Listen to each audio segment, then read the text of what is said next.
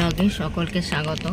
আশা করি তোমরা সকলে খুব ভালো আছো। আমিও মোটামুটি আছি। অ্যাকচুয়ালি বাড়িতে একটা অ্যাক্সিডেন্ট ঘটে গেছে, পরে ব্লগে বলবো। তো সেই জন্য আমার একটু মনটা খারাপ আছে। তো যাই হোক, আমি আবার ব্লগটা স্টার্ট করছি। এটা একটা সত্যি খুব স্পেশাল ডে। আমাদের ছোটোবেলায় কিন্তু mother's day, father's day, sister day এগুলো ছিল না, কিন্তু এখন হয়েছে। তো মাদার্স ডেতে আমার মেয়ে প্রত্যেকবার, তখন আমি ব্লগ করতাম না, আমার মেয়ে ছোটোবেলা থেকে আমার মেয়ে আমাকে প্রত্যেক বছর মাদার্স ডেতে গিফট দিত। তো কি গিফট দিয়েছে অবশ্যই বানিয়েছে হ্যাপি মাদার্স ডে লেখা, নিজে হাতে বানিয়েছে, ঠিক আছে। Happy mother's day, mom I love you.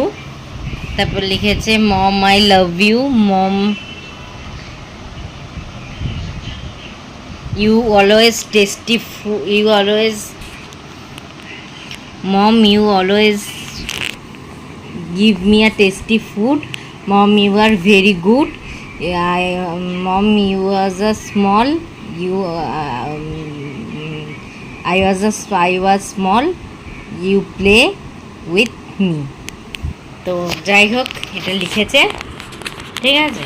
তো এই কার্ডটাও আমার জন্য বানিয়ে দিয়েছে। আমার মেয়ের একটা গুণ আছে, ও আর একটা জিনিস দিয়েছে, এই কানেরটা দিয়েছে, ঠিক আছে। এই কানেরটা ও আমাকে 200 রুপিস নিয়েছে। তো এই কানেরটা আমার কাছে, সত্যি কথা বলতে, আমি এটা খুব যত্ন করে পরবো। এটা আমার কাছে অসামান্য এই কানেরটা, ঠিক আছে। এই কানেরটাও আমাকে আমার জন্য এটা করে। তো আমি ওকে এখনও খাওয়াতে পারিনি, ওকে খাইয়ে দেবো একদিনকে, ইচ্ছা আছে। দেখা যাক, কিছু করে মাংস করে একদিন খাইয়ে দেবো সুন্দর করে। তো তোমাদের সাথে অবশ্যই সেই ব্লগটাও শেয়ার করব।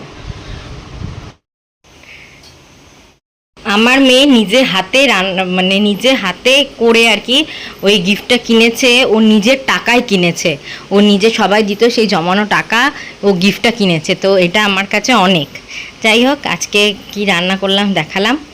কেঁদুলি আলু ভাজা, আর ওদিকে পনিরের ভাত করেছি, আর এদিকে হচ্ছে পনিরের তরকারি করছি আর কি।